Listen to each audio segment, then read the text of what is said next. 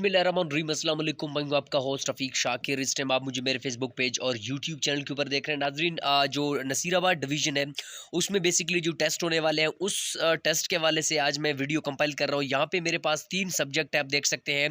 मेरे पास सबसे जो पहला सब्जेक्ट है वो हमारे पास पेडागोजी का है, दूसरा इस्लामिक स्टडीज़ का है और तीसरा जो हमारे पास है जनरल नॉलेज के कुछ सवालात हैं। ये वो मोस्ट इंपॉर्टेंट सवालात हैं नसीराबाद डिवीज़न के जो कैंडिडेट्स हैं उनके लिए मैंने कंपाइल किया हुआ है। मुझे टाइम मिला, मैंने सोचा भाई जो नसीराबाद के जो लोग हैं उनके लिए भी एक स्पेशल वीडियो बनाया जाए। तो आज की वीडियो में जो नसीराबाद के जो डिवीजन है स्पेशल वीडियो है। बहुत सारे जो क्वेश्चंस हैं इनको जो अदर डिवीजन वाले जो टेस्ट हो रहे हैं, क्वेटा डिवीजन है, सीबी डिवीजन है, वो भी देख सकते हैं, उनके लिए भी हेल्पफुल है। बहुत सारे जो क्वेश्चंस हैं उनको हम आज इसी वीडियो में डिस्कस करेंगे। हमारे पास जो पहला पोर्शन है वो हमारे पास पेडागोजी का पोर्शन है। अब आप देखें कि आपके पास जो जो सवाल है उनको बड़े ध्यान से और गौर से सुनना। ये वो मोस्ट इंपॉर्टेंट क्वेश्चन है जो मैं आज इसी वीडियो में आपको बताऊंगा। एक क्वेश्चन भी मिस नहीं करना।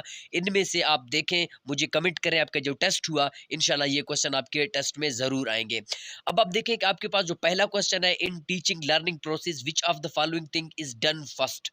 इसका राइट ऑप्शन हमारे पास है टास्क एनालाइज। टास्क एनालाइज इसका राइट ऑप्शन है। उसके बाद दूसरा सवाल हमारे पास है, which of the following condition must be fulfil for the proper adjustment in the environment. हमारे पास ऑल ऑफ दीज है। ऑल ऑफ दीज में पहला हमारे पास है फिजिकल फिटनेस एंड हेल्थ, दूसरा हमारे पास है social acceptability of the person, तीसरा हमारे पास free form of psychological disease. हमारे पास ऑल ऑफ दी अबाउ है, ठीक है। और उसके बाद हमारे पास नेक्स्ट सवाल है, the most complex skill in cognitive domain of Bloom taxonomy. ये सवाल मोस्ट इंपॉर्टेंट है ईएसटी वालों के लिए, क्योंकि ईएसटी वालों के कोर्स में ये चीज है। तो आप देखिए कैरेक्टराइजेशन हमारे पास इसका राइट ऑप्शन है। The most important skill in cognitive domain हमारे पास इसका right option option number A है हमारे पास, कैरेक्टराइजेशन, ठीक है। और उसके बाद हमारे पास नेक्स्ट सवाल है, teaching by small steps and frequent short assessment techniques is useful for. हमारे पास ऑल ऑफ दीज है। नंबर फर्स्ट है, सेकंड है, थर्ड है, all of the above. Learning disabled है हमारे पास, स्लो लर्नर्स है और एजुकेशनल बैकवर्ड चिल्ड्रन हमारे पास इसका राइट ऑप्शन हमारे पास all of the above option number D है, ठीक है। और उसके बाद हमारे पास है all round development means. All round development means हमारे पास क्या है, development of all the aspects of the personality. इसका right option option number A हमारे पास है। उसके बाद हमारे पास नेक्स्ट सवाल है, द 3 लॉ ऑफ कनेक्शनिज्म हमारे पास क्या है, अफेक्ट है, एक्सरसाइज है और रीडनेस है। ऑप्शन नंबर डी हमारे पास इसका राइट ऑप्शन है, क्वेश्चन है। और उसके बाद हमारे पास नेक्स्ट सवाल है, you wish to became a teacher. ये सवाल आ चुका है एसबीके के टेस्ट में। यू बिकेम अ टीचर हमारे पास क्या है, like to be a teacher. इसका राइट ऑप्शन हमारे पास क्या है, like to be a teacher, ठीक है। उसके बाद हमारे पास नेक्स्ट सवाल है, the first head of Deoband was. हमारे पास क्या है, मौलाना मोहम्मद याकूब नोतवानी हमारे पास इसका राइट ऑप्शन है, ठीक है। उसके बाद हमारे पास नेक्स्ट सवाल है, council of technical education was recommended to establish under. हमारे पास एजुकेशन कॉन्फ्रेंस जो हुआ था 1947 में। इसका राइट ऑप्शन हमारे पास है ऑप्शन नंबर ए, एजुकेशन कॉन्फ्रेंस 1947। और उसके बाद हमारे पास है national education commission 1959 was established under the headship of. हमारे पास क्या है, एसएम शरीफ। इसका राइट ऑप्शन है, एसएम शरीफ के जो अंडर है ये हुआ था नेशनल एजुकेशन कमीशन हमारे पास 1959 में। उसके बाद हमारे पास है objectives of education under national education commission. हमारे पास क्या है, ऑल ऑफ दी हमारे पास स्पिरिचुअल वैल्यूज है, आइडियोलॉजी ऑफ पाकिस्तान है, डेवलपमेंट ऑफ इंडिविजुअलिटी है। राइट ऑप्शन हमारे पास ऑल ऑफ दीज है। इस बात को आप याद रखें, ठीक है। और उसके बाद हमारे पास है, text book board was recommended to establish under. हमारे पास क्या है, नेशनल एजुकेशन कमीशन 1959। ये भी हमारे पास एक इंपॉर्टेंट क्वेश्चन है। और उसके बाद हमारे पास है, national education policy was headed by Abdul Hafeez Pirzada, ठीक है। ये सवाल भी आपके टेस्ट में आ सकता है। और उसके बाद private educational institute was nationalise under. हमारे पास नेशनल एजुकेशन पॉलिसी 1972 में हुआ था। उसके बाद under national education policy 1972 free education was recommended up to class 10th तक। हमारे पास जो फ्री एजुकेशन है और वो दिया जाता है, ठीक है। उसके बाद ओपन यूनिवर्सिटी कब स्टेब्लिश हुआ था, हमारे पास इसका right option option number A है, 1972 में हुआ था। उसके बाद है, the focus of national education policy 1978 was both A and B. हमारे पास इस्लामिक वैल्यूज भी इसमें ऐड थे और आइडियोलॉजी ऑफ पाकिस्तान भी इसमें ऐड थे। और उसके बाद हमारे पास नेक्स्ट सवाल है, according to the charter act हमारे पास 1813 हमारे पास एजुकेशन पॉलिसी वाज रिस्पांसिबिलिटी हमारे पास ईस्ट इंडिया कंपनी। इसका right option East India company है, ठीक है। तो हमारे पास जनरल नॉलेज के कुछ इंपॉर्टेंट क्वेश्चन है। ये आप देखें कि हमारे पास जो क्रिप्स मिशन हमारे पास बरसगीर कब आया था। क्रिप्स मिशन आप याद रखें कि हमारे पास 1942 को आया था, 1942 को आया था। उसके बाद हमारे पास है सर सैयद की तफसीरुल कुरान की जिल्दें कितनी थी? 7, ये सवाल भी आपकी रिपीट हो चुका है। और उसके बाद हमारे पास है तक़सीम हिंद का मंसूबा क्या कहलाता है? 3 जून प्लान, 3rd जून प्लान इसको कहते हैं।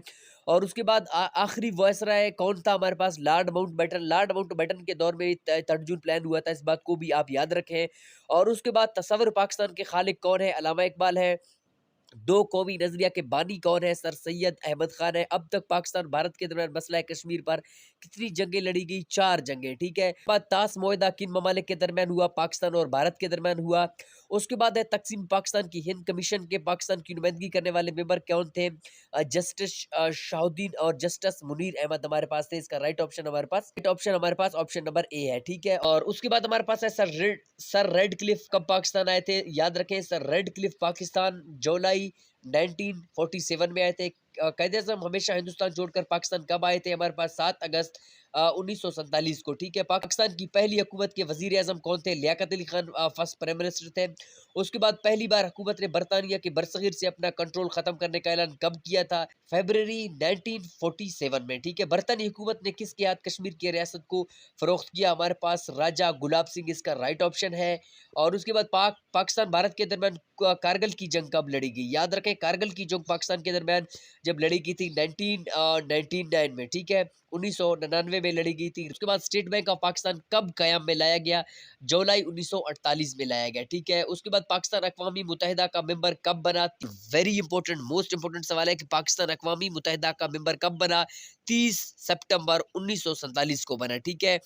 और उसके बाद हमारे पास नेक्स्ट सवाल है कि जंग आज़ादी कब लड़ी गई? जंग आज़ादी वार ऑफ इंडिपेंडेंस हुआ था 1857 में, ठीक है। और उसके बाद हमारे पास नेक्स्ट सवाल है 1946 की अबूरी हुकूमत में कितने मुस्लिम लीग वज़रा शामिल हुए? 5। उसके बाद नेक्स्ट सवाल है कानून आज़ादी हिंद कब मंजूर हुआ? 18 जुलाई 1947 को हुआ। उसके बाद हमारे पास नेक्स्ट सवाल है करारदाद Pakistan All India Muslim League के सालाना इजलास की मंजूरी कब हुई? 1940 में हुई। उसके बाद है करारदाद पाकिस्तान 1940 में मुस्लिम लीग के इजलास में पेश करने की सआदत किसे हासिल हुई? फजलुल हक शेर बंगाल को, ठीक है। और उसके बाद हमारे पास है अल्लामा इकबाल ने जिस खुतबा इलाहाबाद का जुदा करना मुस्लिम लीग का खाका जब पेश किया किस शहर में फरमाया? हमारे पास इलाहाबाद में, ठीक है।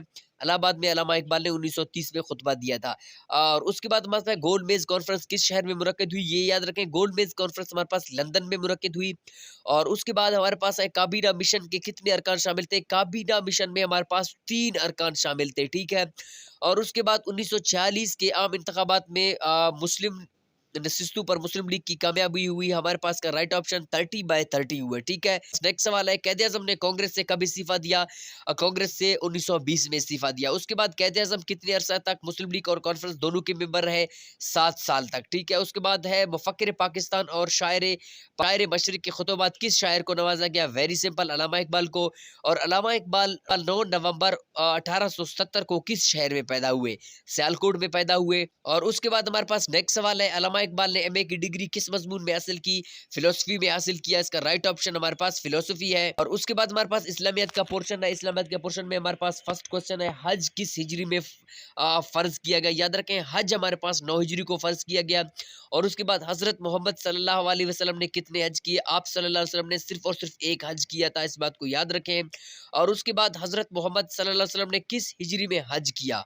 आप सल्लल्लाहु अलैहि वसल्लम ने 9 हिजरी को फर्ज हुआ, आप सल्लल्लाहु अलैहि वसल्लम ने 10 हिजरी को हज किया था, ठीक है। उसके बाद तवाफ से क्या मुराद है? तवाफ से मुराद खाना काबा के गिर्द चक्कर लगाने को तवाफ कहते हैं, ठीक है। उसके बाद हमारे पास है मुसलमानों ने पहला हज कब किया? 9 हिजरी को किया। हमारे पास नेक्स्ट सवाल है कुरान मजीद में ज़कात का हुक्म कितनी दफ़ा आया है? ये सवाल भी आपके 3-4 दफ़ा ये रिपीट हो चुका है कि कुरान मजीद में ज़कात का हुक्म कितनी दफ़ा आया? 32 दफ़ा आया, ठीक है।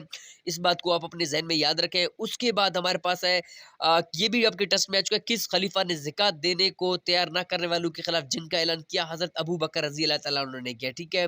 और उसके बाद किसने कहा था ज़कात इस्लाम का खजाना है? रसूलुल्लाह सल्लल्लाहु अलैहि वसल्लम ने, यानी आप सल्लम ने कहा था। बस है हज के लफ्ज़ी मैनी क्या है? हज के लफ्ज़ी मैनी दौरा करने के हैं, ठीक है। और उसके बाद हमारे पास है ज़कात के लफ्ज़ी मैनी पाक करने के हैं। सुन्नतों में ज़कात की अदा हमारे पास तीसरा है। ज़कात किस हिजरी में लगाई गई? 2 हिजरी में फ़र्ज हुआ ज़कात हमारे पास। ज़कात की रकम मंदरजा झैल में किस पर खर्च की जा सकती है? गरीब मुसलमानों पर। हमारे इसका राइट ऑप्शन हमारे पास गरीब मुसलमानों पर। तो ये हमारे पास कुछ इंपॉर्टेंट सवाल थे जो हमारे पास कल परसों जो टेस्ट होने वाले हैं बेसिकली नसीराबाद डिवीजन वालों के लिए, तो ये इंपॉर्टेंट सवाल आते हैं। तो आपसे गुजारिश है कि इस वीडियो को देखें और इस वीडियो को अपने दोस्तों के साथ शेयर करें। मिलते हैं किसी नेक्स्ट वीडियो के साथ, तब तक के लिए अल्लाह हाफ़िज़।